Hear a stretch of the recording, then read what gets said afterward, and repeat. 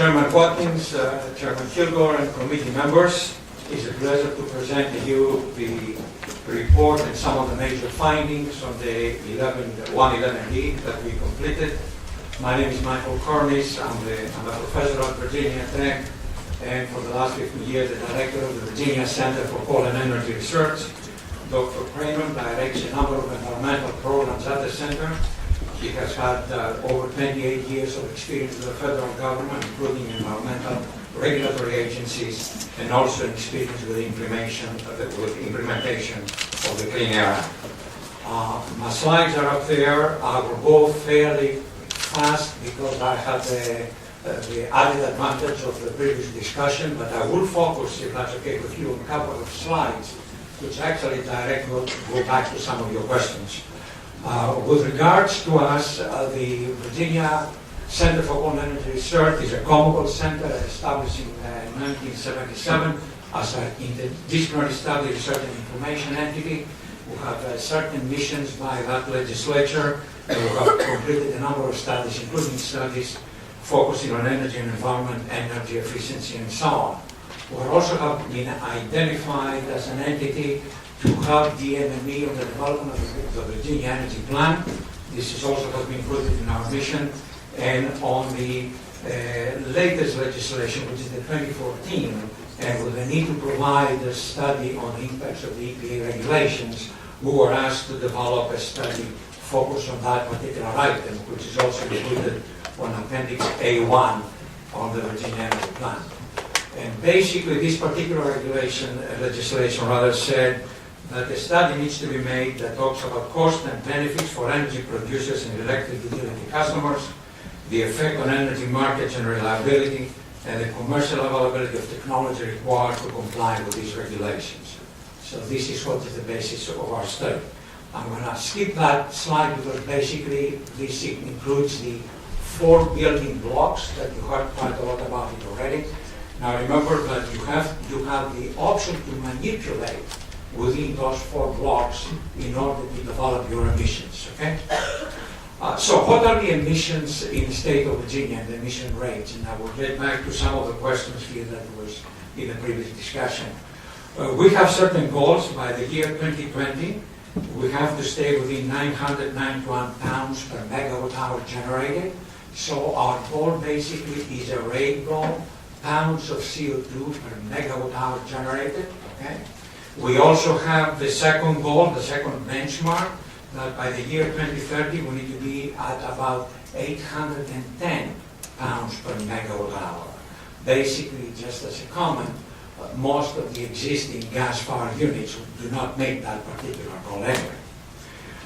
There are some other ways you can look at goals. There is an opportunity if you wanted to use an average between 2020 and 2029, that's a separate goal. There is an alternative target, which to me is not very interesting, so I won't talk very much about. But all these targets are basically rate-based targets, pounds of CO2 per megawatt hour. There is also an opportunity to move to what they call a mass kind of an approach. Mass means looking at tons produced, not emission rates. And if you look at a mass-based approach in terms of tons, then you have the option to look at flexible trading programs. So that option is there, but you have to calculate your emissions requirements in terms of tons, not in terms of rate of pounds per megawatt hour. I put a little comment there just simply to tell you that calculating these tons has been tremendously convoluted and complex in the EPA ruling as it came up, and only about last week there was another document that was produced with another 20 or 30 tables that allows a better estimation of what these alternatives under this particular rule. So you do have an opportunity to move from a rate-based situation to a mass-based in tons if you can calculate your tons, and then you can see if you have any kind of opportunities with some kind of a flexible trading program. It was mentioned earlier that 94% of the nuclear generation in the state is just not considered. That is a mystery in a way because the nuclear fleet in Virginia is rated to last beyond 2030, and EPA's goal and benchmark was 2020. and 2030. And of course, there is also discussion about expanding that particular fleet, and I'm sure the utilities later on in the program, they will have some answers on this as well. In doing our particular study, we had certain principles that we tried to follow. We wanted to address, our job was not to argue with EPA on the rules, but to see what the rules actually mean. And in order to address the EPA proposed rule, we thought what we ought to do, we ought to try to maintain fuel and technology diversity, the reliability of the electrical system, and resource integration that makes sense for Virginia. Also to minimize any negative cost and employment impacts of the proposed rules. And at the same time, we wanted to develop a study that it is transparent and it is supported by documentation so people can see what we have assumed, what goes in and what goes out, so they're able to compare. As you already noted, although the President and EPA talked about reducing from the 205 emission rates down to something else, the 205 has nothing to do with these rules. 2012 is the base year. Now, that it is a bit of a surprise because actually, if you look at the Virginia's energy generation in 2012 versus 2013, you will see some significant differences. So I very much agree with the comments of the previous speaker that taking an average of 3 or 4 years would have given a much more realistic representation of Virginia rather than taking just that 1 year. I wanted to show you a slide that will actually explain a little bit better your earlier comments about imported electricity versus electricity generated in the state. If you look at that big circle that you will see, this is the total electricity dispatched in the state of Virginia, which is about 118 billion megawatt hours. And out of that amount, about 40% is imported according to the 2012 data. So that portion of electricity has nothing to do with this rule. We don't know what and how this particular portion is treated. For example, if we achieve in the state of Virginia an efficiency of 10%, do we get credit for all that 10% or only for 60% of the 10% because 40 came from somewhere else? And the previous speakers gave other examples in that. So, if you go to the smaller circle, then basically you have the natural gas generation, the coal generation, excluding some small units that EPA doesn't like to be included in there, which I will talk about it in a minute, and the 6% so-called reserve nuclear and renewable. So this is the particular mix that you have to play with in order to get to the rule.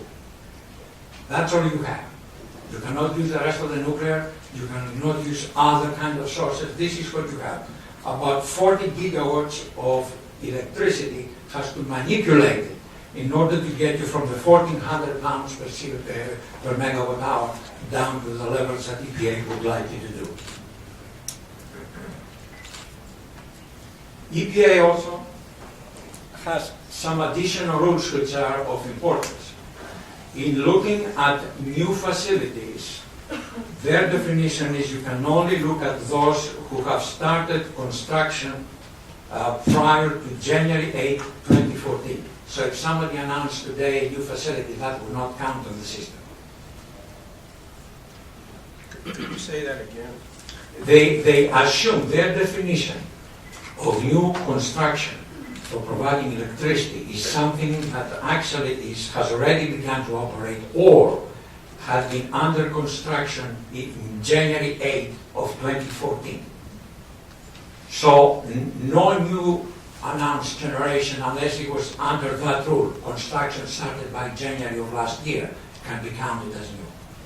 Another issue that EPA said is generators who generate small amounts of power, less than 25 megawatts, do not count. Mike, excuse me. Go back over that point one more time. I want to make sure that everybody understands what you just said with regard to what is classified as existing and what is new. The reason that they chose the January 8, 2014 date is on that date, EPA published their new source CO2 rule.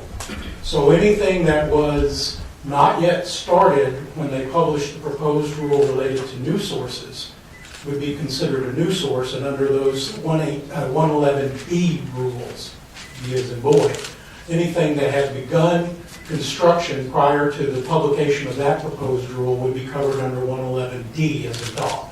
So the difference is, if it hadn't begun construction, it's covered by the 111B rules, which EPA proposed on January 8th, but if it had, it's covered by existing source rules. And the 11B basically is the new power plants, not the existing power plants. Excuse me, Mike, didn't Director Paler state in his comments that, in fact, some of the existing plants would have to come under more strict emission rules than the new plants? Correct. Correct. The actual 111D provides stricter rules for the existing fleet than for the new fleet. Correct.